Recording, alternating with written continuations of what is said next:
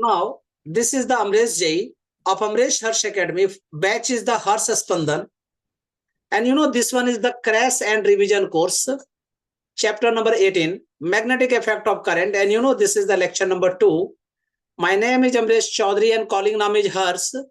Today I will discuss topic and subtopics are Amresh questions. Means मेरे द्वारा कुछ selected questions हैं magnetic effect of current के लिए. इस चैप्टर को हम लोगों ने ऑलरेडी फिनिश कर दिया है theoretically. अब इसके न्यूमेरिकल वाले पार्ट सब करेंगे. उस न्यूमेरिकल में जो होगा वो जेई बेस, जेई मेंस के क्वेश्चंस होंगे, नीट लेवल के भी क्वेश्चंस होते हैं, ठीक है, आईआईएससी के क्वेश्चंस भी होते हैं, ठीक है. मतलब ये कंप्लीट है. इसमें कहां कहां से क्वेश्चन होगा वो मैं बता देता हूँ. ये पीवाईक्यूज भी हैं आप लोगों के, ठीक है. मेरे द्वारा जो अम्यूजिंग क्वेश्चन जो होते हैं वो अम्यूजिंग क्वेश्चन मैंने इसमें डाले हुए हैं, ठीक है. और कुछ थ्योरेटिकल बेस को क्लियर करने के लिए ये सब सारे क्वेश्चंस मैंने इसमें डाले हुए हैं. If in a circular coil, question number 1, if in a circular coil A of radius R current I is flowing, ठीक है. देखो ये एक सर्कुलर कॉइल है जनाब, इसकी रेडियस आर है, इसमें करंट आई पास हो रहा है. And in another coil B of radius 2r and current is 2i, इसकी रेडियस 2r है और करंट जो है 2i फ्लो कर रहा है. Ratio of the magnetic fields BA and BB produce by them will be what. तो पहले देखो BA निकाल लो, ठीक है. तो BA इक्वल टू क्या फॉर्मूला होता है, mu naught I upon 2r. Yes और नो? यस. अब similarly BB is equal to mu naught 2I upon 2 into 2r. 2 and 2 cut. Answer is mu naught I upon 2r. So now BA upon BB equal to, यही तो पूछा है कि what is the ratio of the magnetic field. देखो दोनों same है, mu naught I by 2r, mu naught I by 2r. तो दोनों का रेशियो क्या हो गया बेटा, 1. तो your option should be A number. Yes और no? Correct answer. Yes. The magnetic field due to a current carrying circular loop of radius 3 centimeter. देखो ये है, इसकी रेडियस कितनी है, 3 सेंटीमीटर है. At a point on the axis is a distance of 4 centimetre. यहां से 4 सेंटीमीटर पर इसका जो मैग्नेटिक फील्ड दे रखा है 54 माइक्रोटेस्ला. What will be its value at the center of the loop. कहते हैं यहां सेंटर पर कितना होगा, ठीक है. तो सर्कुलर के लिए जो फॉर्मूला होता है इसी को हम लोग बी एक्सियल भी कहते हैं. जब एक्सिस पर निकाल रहे हैं तो बी एक्सियल इक्वल टू क्या फॉर्मूला होता है, mu naught I R square upon 2 into R square plus X square to the power 3/2. Yes और नो? यस. सेंटर के लिए मैग्नेटिक फील्ड का क्या फॉर्मूला होता है बताओ, याद है? Mu naught I upon 2r. Very good. अब हमें क्या निकालना है, B centre upon B axial निकालना है. What will be the value at the centre of the loop. तो हमने क्या किया, सेंटर और एक्सियल का रेशियो निकाल देंगे और एक्सियल को शिफ्ट कर देंगे, आंसर आ जाएगा. देखो म्यू नॉट आई दोनों साइड कैंसिल हो रहे हैं, ठीक है. ये आर स्क्वायर है, ऊपर चला गया आर क्यूब. मैं करके भी दिखा देता हूं, रुक जाओ. देखो बेटा ये है mu naught I upon 2r, divide जब किया तो रेसिप्रोकल हो गया. तो 2 into R square plus X square to the power 3/2 upon mu naught I into R square. Mu naught I is cut, 2 and 2 is cut. You can say that the r square plus x square to the power 3/2 upon r cube. Yes or no? Yes. अब इस r cube को अंदर shift कर देते हैं तो क्या हो जाएगा, r square plus X square to the power यहाँ पे 3/2. तो 3 कैंसिल हो गया, 2 बचा. तो R square upon R square 1 हो गया. तो 1 plus X square upon R square to the power 3/2. ये समझ में आया या नहीं आया? नहीं समझ में आया तो मैं इसको थोड़ा और शिफ्ट करता हूं. देखो इस आर क्यूब को देखो, ये पावर 3 है या पावर 3 है, लेकिन यहाँ तो पावर हाफ है, 1/2 है ना. तो जैसे अंदर जाएगा तो क्या हो जाएगा, पावर 2 शिफ्ट कर जाएगा, ठीक है. ठीक है. फिर से करके देखो, अच्छे से करके देखो पहले, तब जब तक समझ में नहीं आएगा तब तक आगे नहीं बढ़ना है. जब तक फोड़ेंगे नहीं तब तक, जब तक तोड़ेंगे नहीं तब तक छोड़ेंगे नहीं, उस तरह का लॉजिक चलना है. You know. फिर से ध्यान देना, आर क्यूब को ऊपर ले गया तो पावर 3 था, तो अंदर गया तो स्क्वायर हो गया, क्योंकि पावर 3/2 है, तो 1 plus X square upon R square to the power 3/2। अब Yes. एक्स की वैल्यू कितनी है, कहता है 4 सेंटीमीटर, आर की वैल्यू कितनी है 3 सेंटीमीटर, तो पुट कर देते हैं जी। तो you know B centre upon B axial is equal to 1 plus 4/3 whole square, that mean 16/9 whole square, 4/3 मतलब 16/9 और टू द पावर 3/2। क्लियर है? अब 1 प्लस 16/9, तो एलसीएम ले लीजिए, 9 plus 16 25, 25 to the power 9 whole to the power 3/2। अब 25/9 को क्या लिखते हैं, 5/3 का whole square. So I can say that 5/2 का whole square to the power 3/2, 2 cut 5/2 का होल क्यूब।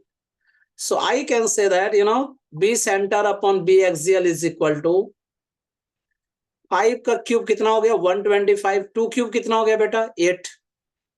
यस और नो? सर से नीचे 3 आएगा ना? हाँ, जब बच्चे ध्यान नहीं देते तो मैं गलतियां ऐसे करता ही रहता हूँ भाई, मैं देखता हूँ कि सोया है कि जगह है। ठीक है, तो 3 का क्यूब कितना हो गया 27। यस और नो? मैं वेट कर रहा था बहुत देर से कि तुम बोलोगे, अब बोलोगे, लास्ट में फाइनली बोल दिया आपने, वेरी गुड। तो बी सेंटर इक्वल टू क्या हो गया 125/227 इंटू बी एक्सियल। यस और नो? तो 125/27 इंटू एक्सियल पे कितना है 54 माइक्रो टेस्ला। यस और नो? 27 से कट कर दीजिए 2 times, 125 into 2 250 micro tesla. Then your answer should be A number. A number is your answer 250 micro tesla. Clear है? Yes sir. नेक्स्ट क्वेश्चन, ये क्वेश्चन स्पेशली जेई और NEET के लिए बच्चों के लिए इंपॉर्टेंट है ये question. 2 concentric coils each of radius equal to 2 pi centimeter are placed at the right angle to each other। देखो एक कॉइल इस तरह से है और दूसरा कॉइल इस तरह से है, ऐसे कवर करके। देखो ये कॉइल एक ऐसा है बेटा और एक ऐसा है, तभी तो 90 डिग्री पे होगा। And each other, and 3 ampere and 4 ampere are the currents flowing in each coil respectively। ठीक है, एक में देखो 3 एम्पियर करंट पास हो रहा है, देख लीजिए, एक में क्या हो रहा है 3 एम्पियर पास हो रहा है इस वाले में, और इसमें 4 एम्पियर पास हो रहा है। ठीक है, the magnetic induction eight the centre of the coil is what, कहते हैं सेंटर पर कितना होगा। ठीक है, तो हम लोग एक एक करके निकाल लेते हैं। मान लो 3 एम्पियर है, इसकी वजह से मान लो B1 हो गया, ये 4 एम्पियर है, इसकी वजह से B2 हो गया। ठीक है, और ये B उसका रिजल्टेंट हो जाएगा। यस और no? So I can say that B1 is equal to current due to the 3 ampere, तो mu naught I1 upon 2R। Yes और नो? म्यू नॉट की वैल्यू क्या होती है 4 पाई इंटू 10⁻⁷। I1 कितना एम्पियर करंट है 3। Are का value कितना दे रखा है जी, रेडियस कितना दे रखा है 2 पाई, तो 2 पाई सेंटीमीटर दे रखा है, तो मीटर में चेंज कर लो। 2 2 जब 4 कैंसिल, पाई पाई कैंसिल, 10⁻⁻² को ऊपर ले गए तो क्या हो गया 10⁻+2, तो -7 + 2 become -5। So 3 into 10⁻⁻5 weber per metre square. Yes और no? Yes. Similarly B2 is equal to क्या होगा mu naught I2 upon 2R। So I can say that 4 pi into 10⁻⁻7 into current कितना है 4 एम्पियर, 2 इंटू इसकी radius कितनी है same 2 pi into 10⁻⁻2। ठीक है, 2 2 जब 4 pi cancel, answer is 4 into 10⁻⁻5 weber per metre square. अब देखो B1 और B2 दोनों परपेंडिकुलर होगा, तो जब परपेंडिकुलर होता है तो क्या लिखते हैं बेटा √B1 square plus B2 square, resultant is equal to, so √ 3 into 10⁻⁻5 का होल स्क्वायर प्लस 4 इंटू 10⁻⁻5 का होल स्क्वायर। 10⁻⁻5 का होल स्क्वायर पहले कॉमन लेके बाहर कर दो, तो अंदर क्या बचा 3 √ 3 square plus 4 square, 3 square 9, 4 square 16, 9 + 16 25, 25 का रूट अंडर तो 5. So you can say that B equal to 5 into 10 to the power minus 5 Weber per meter square. Then your answer should be C number. Yes or no? Yes, sir. Now, a long wire carries a steady current. It is bent into a circle. इस type के question पक्का paper में आता है. ये क्या है जी? एक वायर है, इसको बेंड करके सर्कल के फॉर्म में बना दिया गया है of 1 turn and the magnetic field at the centre of the coil is B. इसके सेंटर पर मैग्नेटिक फील्ड बी है. It is then bend into the circular loop of n turns. फिर इसको सर्कुलर लूप के n turns में बनाया गया है. The magnetic field at the centre of the coil will be. कहता है बताइए वहां पर सेंटर पे, कॉइल के सेंटर पे कितना मैग्नेटिक फील्ड होगा.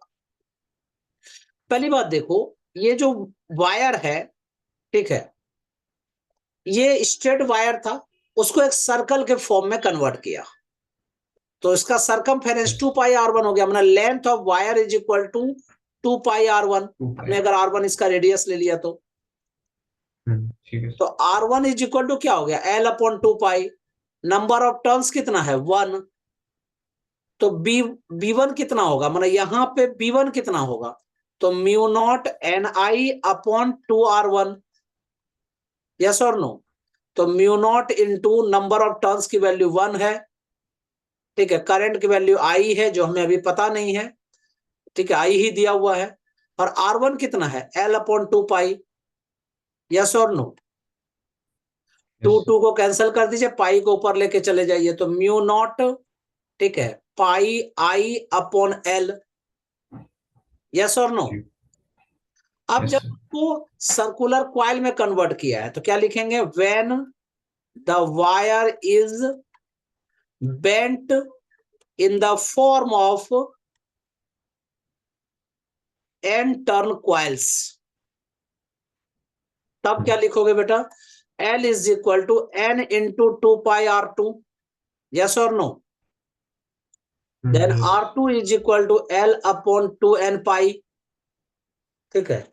नंबर ऑफ टर्न्स यहाँ पे कितना है, n, स्मॉल n हमने ले लिया है. तो अब B2 कितना होगा, you know μ0 Ni/2 into R2, और R2 क्या है, L/2n पाई. यस और नो. n को ऊपर शिफ्ट कर दीजिए, 2 और 2 को कैंसिल कर दीजिए, ठीक है. तो you know μ0 pi n² I/L. Clear है. Yes, sir. What is the ratio of B1 and B2? Then you know B1/B2 is equal to, B1 is equal to μ0 pi I/L, और इसका जब रेशियो किया तो रेसिप्रोकल हो गया, तो L/μ0 pi n² I. ठीक है. तो μ0 पाई I is cut, L cut, answer is 1/n². तो हमें पूछा क्या गया था, मैग्नेटिक फील्ड एट सेंटर बताइए. ठीक है, हमें क्या पूछा गया है कि मैग्नेटिक फील्ड एट सेंटर कितना होगा. तो देखो B2 is equal to n² of the B1, और B2 ही तो सेंटर पे कॉइल का था, तो n² B1 कौन सा ऑप्शन हुआ, B नंबर. यस और नो. Yes. ये थोड़े लंबे क्वेश्चंस हैं, लेकिन इसको रुक के पहले अच्छे से कर लीजिए, फिर आगे बढ़िए बेटा. Next, a long solenoid has the 200 turns per centimetre. मैंने सोलेनॉइड के बारे में बताया था, ये सोलेनॉइड होती है जो लेडीज सब शादी के बाद जो है पहनती है, लड़कियां सब. ठीक है, उसमें 200 टर्न्स पर सेंटीमीटर, मतलब 1 सेंटीमीटर में 200 टर्न है, and carries the current I. The magnetic field at its center is 6.28 into 10 to the power minus 2 Weber per meter square. ठीक है, पहले यही की बात कर लेते हैं. मान लो ये इसका मैग्नेटिक फील्ड B1 है, तो B1 इक्वल टू क्या फॉर्मूला होता है सोलेनॉइड के लिए, μ0 Ni. और इसकी वैल्यू कितनी दे रखी है 6.28 into 10⁻⁻2 weber per metre square. Another long solenoid, ठीक है, दूसरा लॉन्ग सोलेनोइड है, हैज 100 टर्न्स पर सेंटीमीटर, इसका 100 टर्न्स है per centimetre, and it carries a current, ठीक है, और ये करंट कैरी कर रहा है। The value of magnetic field at the centre is what? तो मैं क्या लिख सकता हूं, B2 इज इक्वल टू, ठीक है, म्यू नॉट NI, यही फॉर्मूला होता है। अब देखो वहां 200 टर्न्स था, यहाँ 100 टर्न्स है, ठीक है, तो दोनों का रेशियो क्या हो गया 1/2, ठीक है। और करंट कितना है, करंट दिया हुआ नहीं है, पर इस क्वेश्चन का करंट होता है I/3, ठीक है, तो यहां लिख लीजिए I/3। So you know this is the mu naught upon, sorry just a minute, तो यहाँ पे देखिए करंट, इसका टर्न्स कितना है N/2 है, यहाँ का 200 है तो यहाँ 100 है, मैंने N/2 हुआ। और करंट कितना है बेटा I/3, तो यहाँ हम लोग क्या लिख सकते हैं म्यू नॉट NI/6, यस और नो। तो you no 1/6 times of B1, देखो क्योंकि B1 का भी तो फॉर्मूला ये था म्यू नॉट NI, यस और नो। तो उसका जो है मतलब उसको 6 से डिवाइड करेंगे तो B2 की वैल्यू आ जाएगी। तो you know B2 is equal to 6.28 into 10⁻⁻2 upon 6। अब इससे इसको डिवाइड कर लीजिए, तो 6.28 upon 6 is equal to 1.05 approximately 10 into 10⁻⁻2 weber per metre square. तो देखिए आंसर कौन सा नंबर है, C number is your correct answer.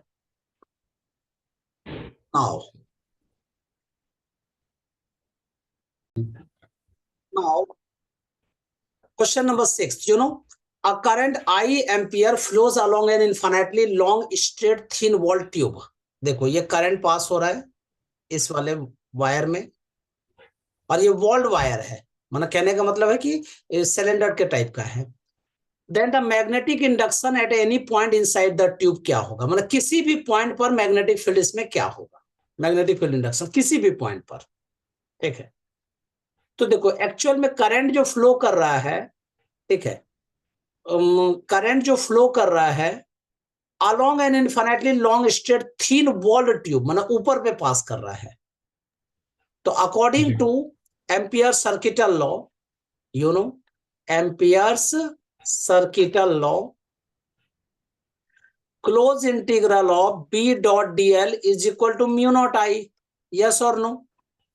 तो B into 2πr is equal to mu naught I। Inside में करंट कितना है 0, I इनक्लोज्ड इज 0, तो B इक्वल टू क्या हो गया 0/2πr, answer is 0। Your answer should B B number. Next, a current I, you know, flows along the length of an infinitely long straight thin walled pipe, ठीक है। Then कहता है the magnetic field at all points inside the pipe is the same but not 0, ये गलत है। The magnetic field is 0 only on the axis of the pipe, ये भी गलत है। The magnetic field is different at different points inside the pipe, नहीं ये 0 होगा, करंट तो ऊपर में पास हो रहा है। The magnetic field eight any point inside the pipe is 0, so your answer should B D number. Next, two identical conducting wires AOB and COD, पहले समझो ये AOB है और ये COD है, place at the right angle.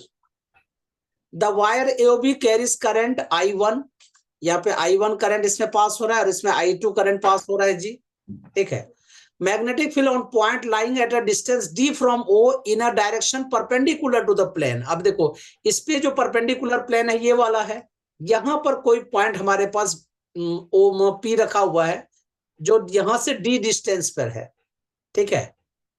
तो कह रहा है कि बताइए मैग्नेटिक फील्ड क्या होगा वहां पे। तो देखो पहले समझो अच्छा से, ये AOB है, ठीक है, AOB, और ये हमने COD ले लिया, यहाँ पे वो 3D में यहाँ पे एक P पॉइंट है जिसका डिस्टेंस यहाँ से D है, हमें उस पॉइंट पर मैग्नेटिक फील्ड निकालना है।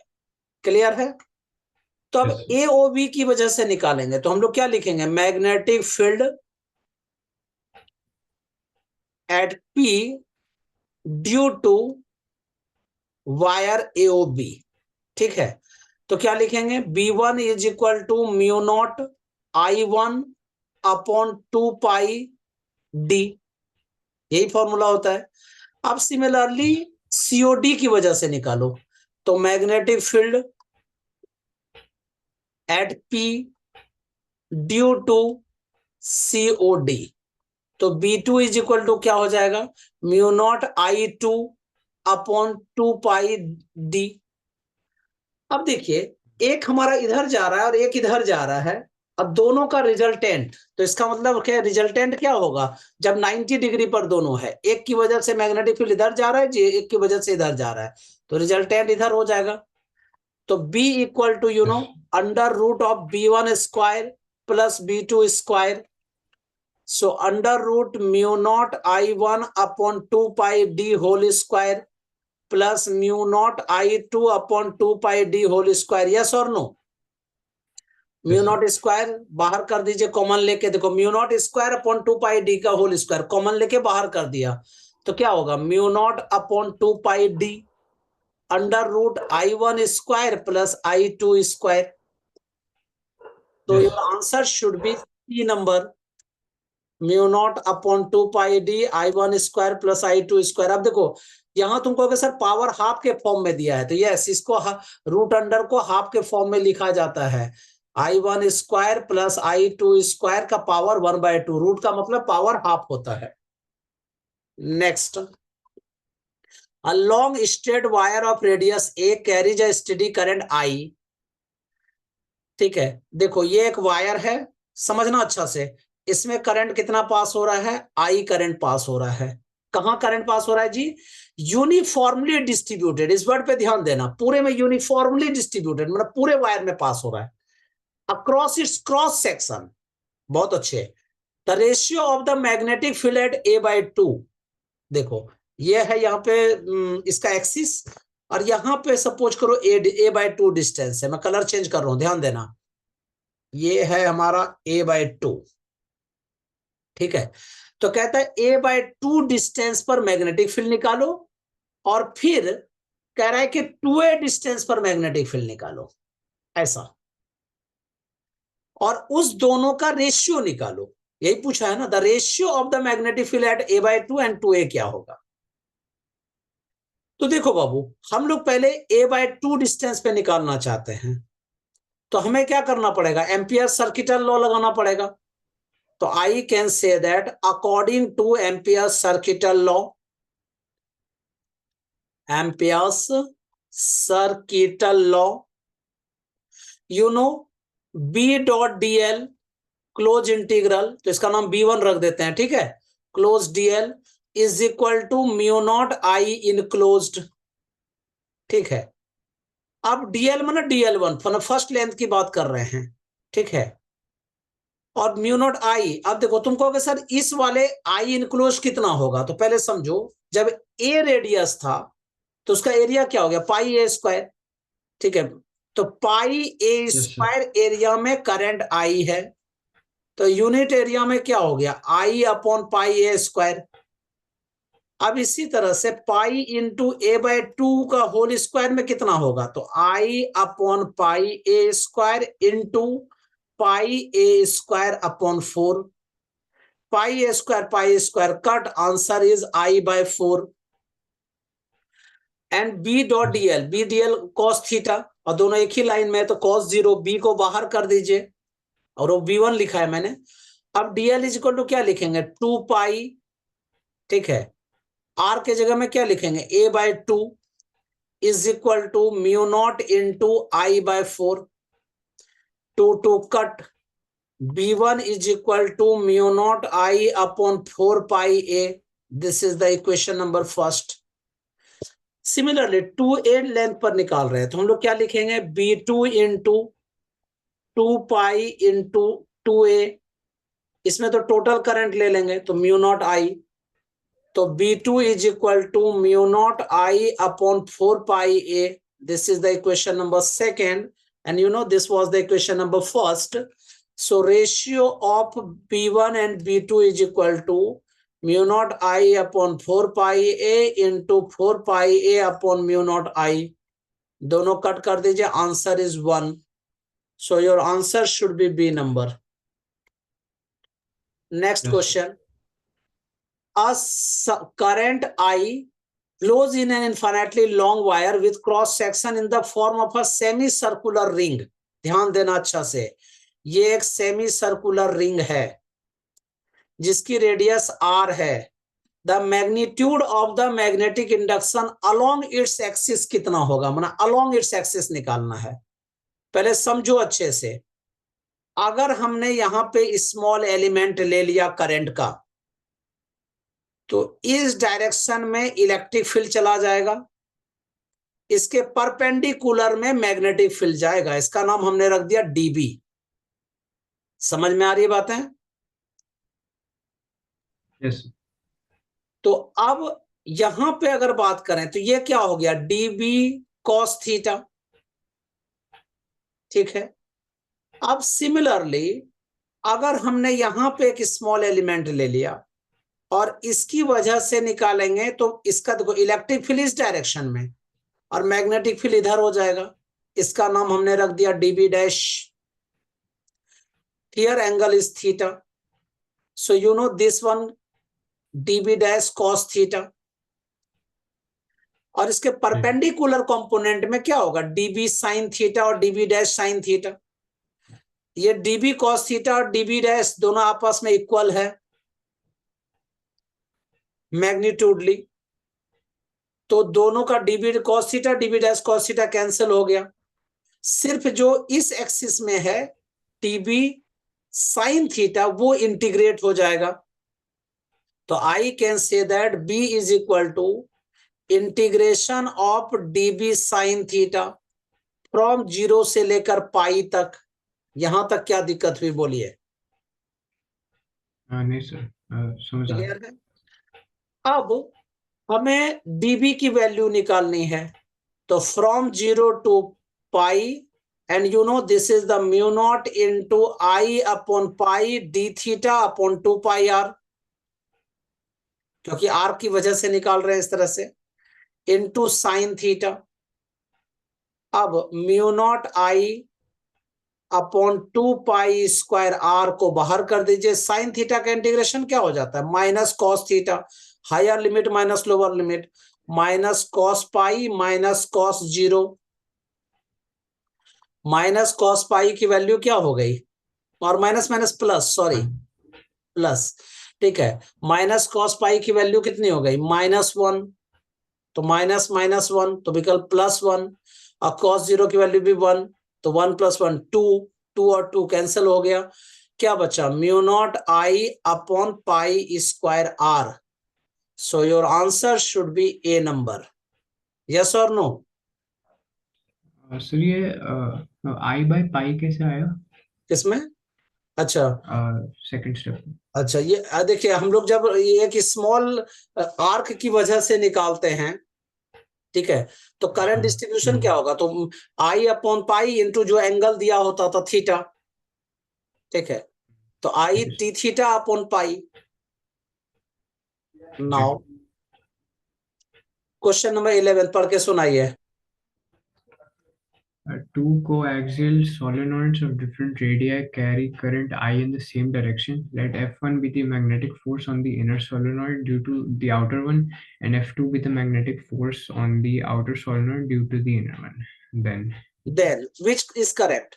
देखो, two coaxial solenoid of different radii, ठीक है, इन द सेम डायरेक्शन. देखो ये दो सोलेनॉइड्स है, ऐसा एक सोलेनॉइड है और ये दूसरा सोलेनॉइड है जी. दोनों की रेडियाई अलग अलग है, ठीक है, लेकिन करंट सेम डायरेक्शन में पास हो रहा है. F1 be the magnetic force on the inner solenoid due to the outer one. ठीक है, अंदर में बाहर की वजह से होगा. And F2 be the magnetic force on the outer solenoid due to the inner one. Then which one is the correct? पहली बात है, फर्स्ट नंबर तो मुझे करेक्ट दिख रहा है, F1 is equal to F2 is equal to 0। क्यों? क्योंकि मैग्नेटिक फील्ड क्या होता है, B equal to mu naught N I, ठीक है। रेडियस इसकी अलग अलग है, लेकिन मैग्नेटिक फील्ड तो सेम होगा, तो मैग्नेटिक फोर्स भी सेम होगा, ठीक है।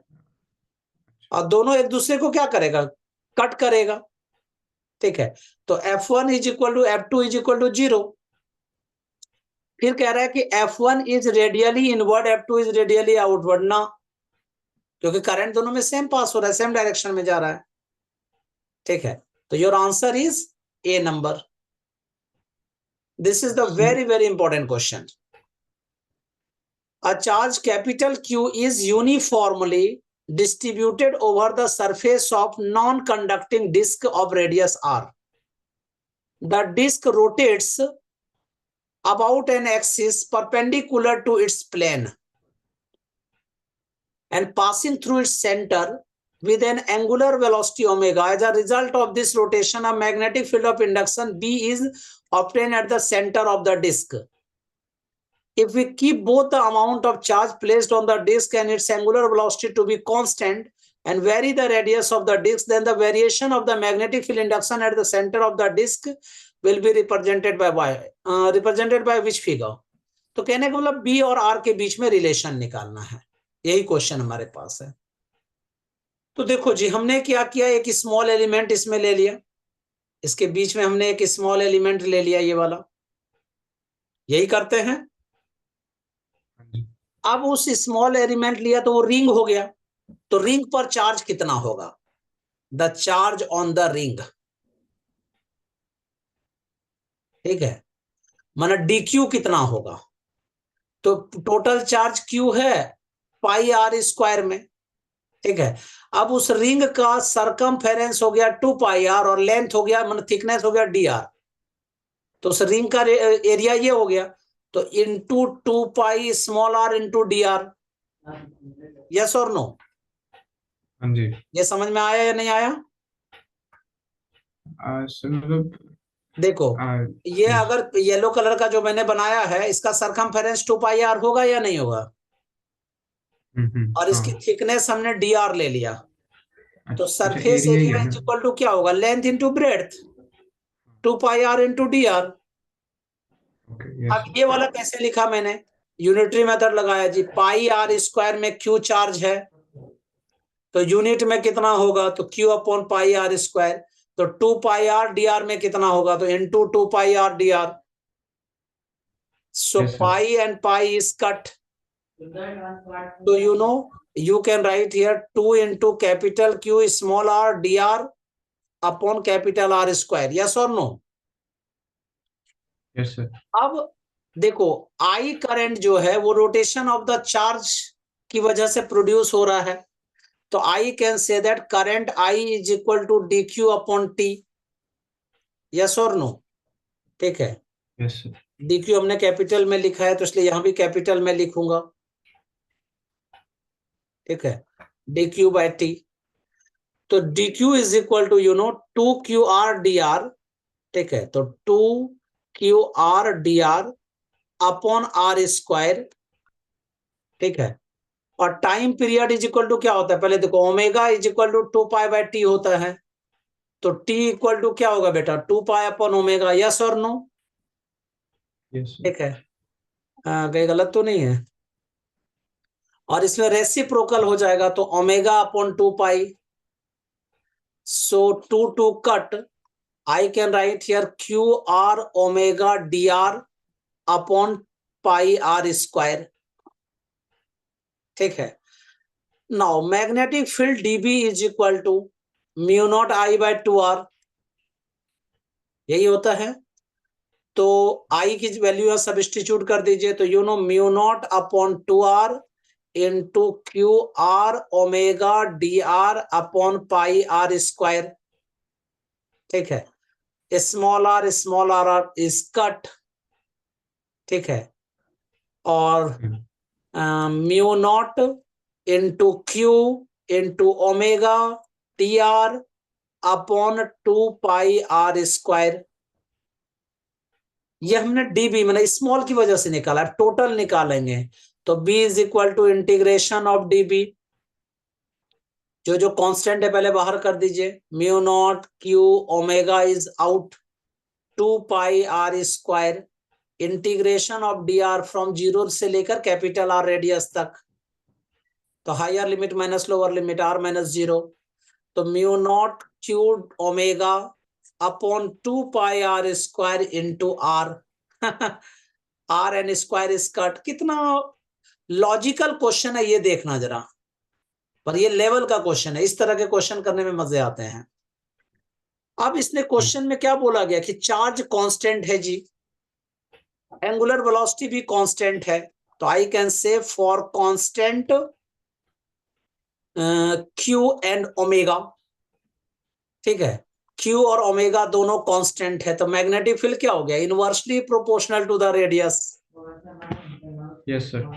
तो आंसर कौन सा होगा, answer is A number, means parabolic graph, rectangular hyperbola इसको कहते हैं, ठीक है, रेक्टेंगुलर हाइपरबोला। Yes sir.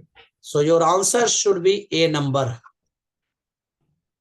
यही एक क्वेश्चन अभी तक में सबसे अच्छा लगा, जिसमें ज्यादा दिमाग लगा।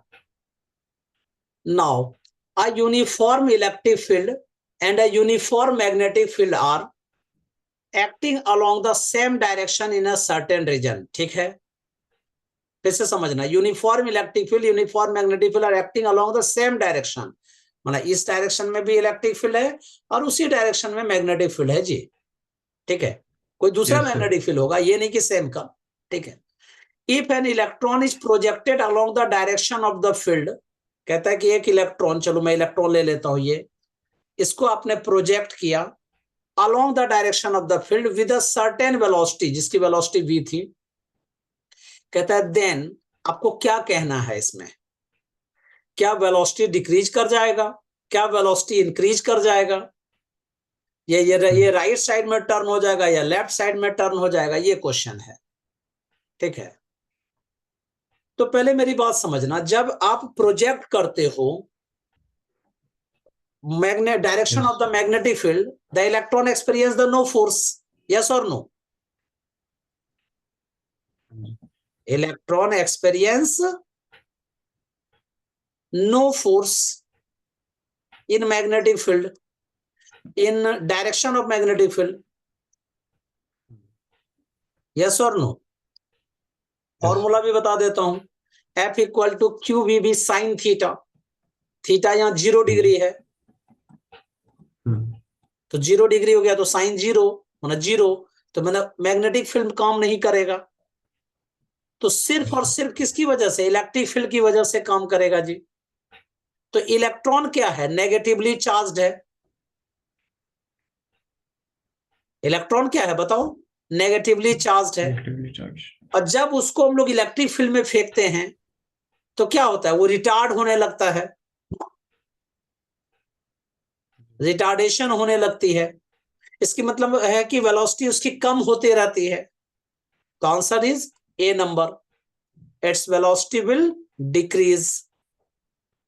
सर यहाँ पर मतलब उसकी वेलोसिटी डिक्रीज करेगी या फिर उसकी जो भी डायरेक्शन ऑपोजिट हो जाएगा। हाँ नहीं, उसकी वेलोसिटी डिक्रीज कर जाएगी, रिटार्ड करने लगेगा ना, डायरेक्शन अपोजिट का मतलब क्या हो गया कि उसको जाने नहीं देगा उधर, तो रिटार्ड कर रहा है तभी तो डायरेक्शन अपोजिट हो रहा है। ठीक है sir. Next, in a region steady and uniform electric and magnetic field are present, ठीक है, मतलब यूनिफॉर्म इलेक्ट्रिक फील्ड भी है और मैग्नेटिक फील्ड है, सेम टाइप का question, this two fields are parallel to each other, ठीक है, a charged particle is released from rest in the region, ठीक है, the path of the particle will be, अभी हम लोगों ने किया था, ठीक है, कि जब उसी डायरेक्शन में है तो क्या होगा, मतलब कहने का मतलब रिटार्ड होगा, लेकिन उसका पाथ कैसा होगा, स्ट्रेट लाइन पाथ होगा, ठीक है, तो आंसर कौन सा नंबर हो गया जी, डी नंबर, वही पहले वाले क्वेश्चन का ही एक्सटेंशन है ये। Next, A charged particle moves through a magnetic field perpendicular to its direction. फिर से समझना, charged particle moves through a magnetic field perpendicular to its direction. ठीक है, तो कहता है कौन सा आंसर इसमें सही होगा? Kinetic energy change but the momentum is constant. Momentum changes but the kinetic energy is constant. Both momentum and kinetic energy of the particle are not constant. पहले समझो, अगर ये आपके पास मैग्नेटिक फील्ड है, exerts a force perpendicular to the direction of motion of the charged particle, yes or no? Perpendicular में force लगाता है, क्योंकि मैंने बताया था करंट अगर ऐसे पास हो रहा है तो परपेंडिकुलर में मैग्नेटिक फील्ड होता है, तो मैग्नेटिक फील्ड के परपेंडिकुलर में करंट होता है जी, यस और नो? Yes sir. तो मैं कैसे लिखूंगा, थोड़ा लैंग्वेज में लिख देता हूं तुम्हारे लिए। The magnetic field exerts force perpendicular to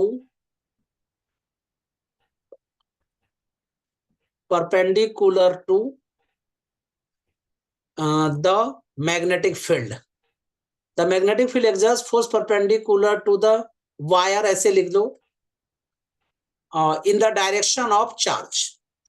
ये लिखना थोड़ा ज्यादा अच्छा रहेगा, in the direction of charge, ठीक है। और ये कंटिन्यूअसली क्या करेगा, पार्टिकल को डिफ्लेक्ट करेगा, but does not work on it, ठीक है, वर्क उस पर क्या होगा, नहीं करेगा। तो मोमेंटम ऑफ पार्टिकल, इसका मतलब चेंज होगा, momentum of particle changes, yes और नो? लेकिन काइनेटिक एनर्जी इसकी क्या होगी, कांस्टेंट होगी, ठीक है। तो momentum changes but kinetic energy is constant, so answer is B number. Sir वैसे वर्क जीरो क्यों है इस केस में? देखिए, क्योंकि उसी डायरेक्शन में आप मैग्नेटिक फील्ड जब वो अप्लाई कर रहा है, एक तरह का फोर्स अप्लाई कर रहा है, ठीक है, तो ये कंटिन्यूअसली डिफ्लेक्ट द पार्टिकल, वो पार्टिकल को क्या करेगा, कंटिन्यूअसली डिफ्लेक्ट करने की कोशिश करेगा अपने पाथ से, लेकिन क्या उस पर कोई वर्क कर पाएगा क्या? अगर डिफ्लेक्ट भी करेगा तो उसी फील्ड में करेगा ना, तो देयर इज नो वर्क। ठीक है। Next, this is the very very important question, 2007 का क्वेश्चन है ये, पढ़ के सुनाइए। A charged particle with charge Q enters a region of constant uniform and mutually orthogonal fields E and B with a velocity v perpendicular to both E and B, and comes out without any change in magnitude or direction of if then what is correct option? Yes. अब समझो कि अगर E और B दोनों आपस में क्या है, म्यूचुअली परपेंडिकुलर है, ठीक है,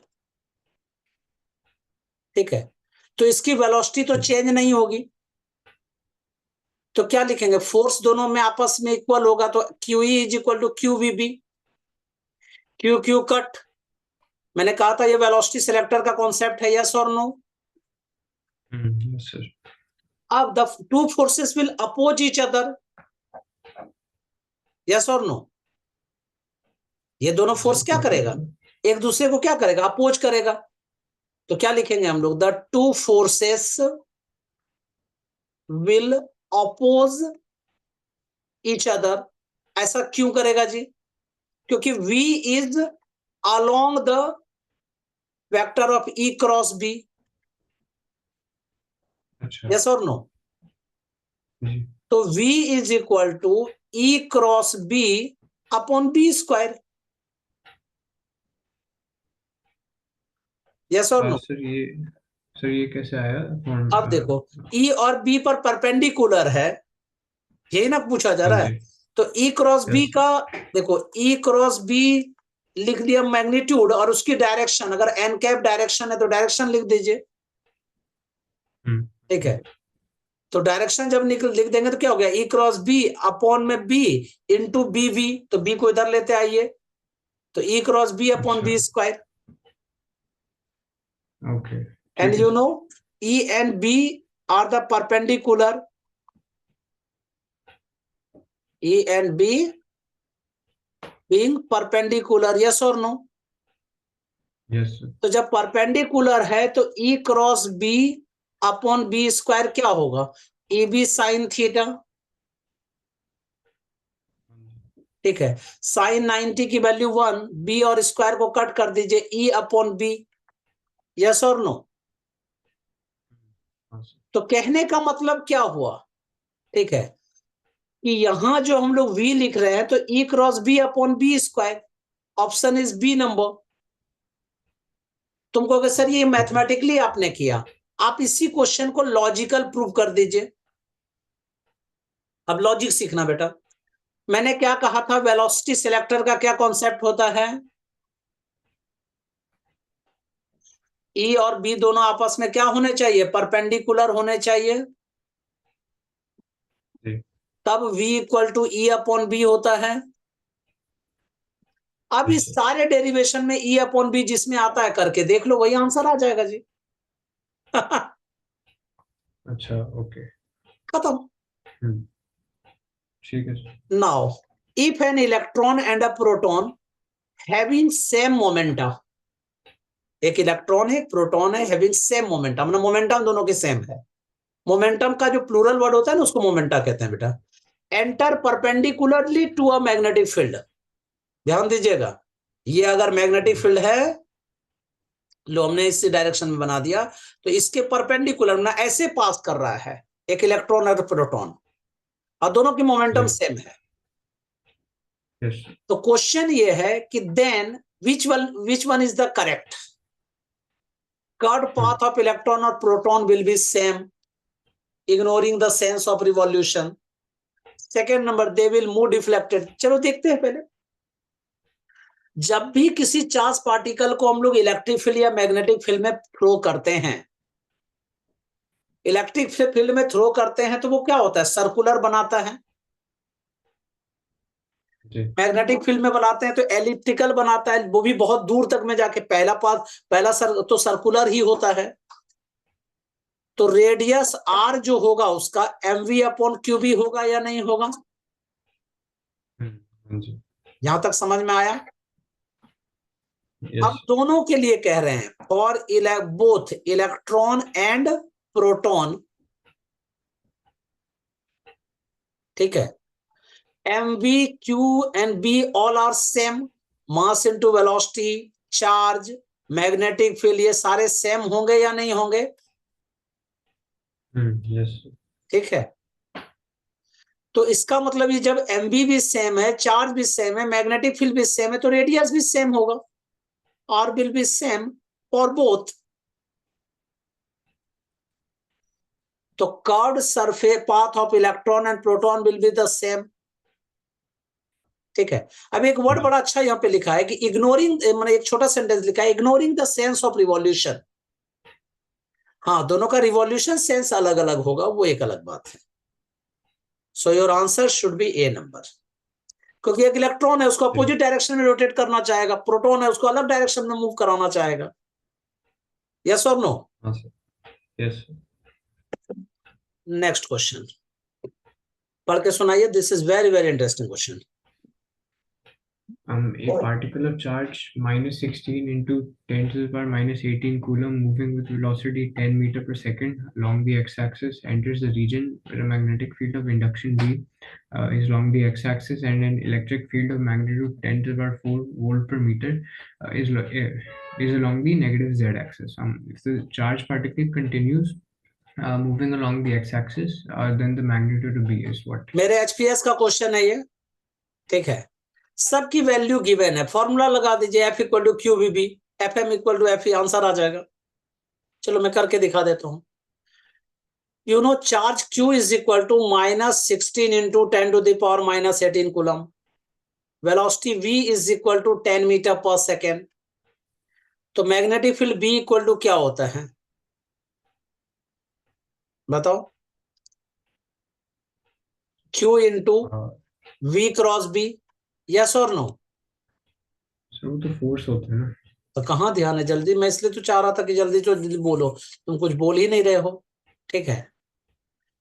मुझे ये बताइए magnetic force F is equal to क्या होगा? मैग्नेटिक फोर्स क्या होगा? फिर F is equals to Q into V cross B होता है। Very good, Q into V cross B, yes और नो।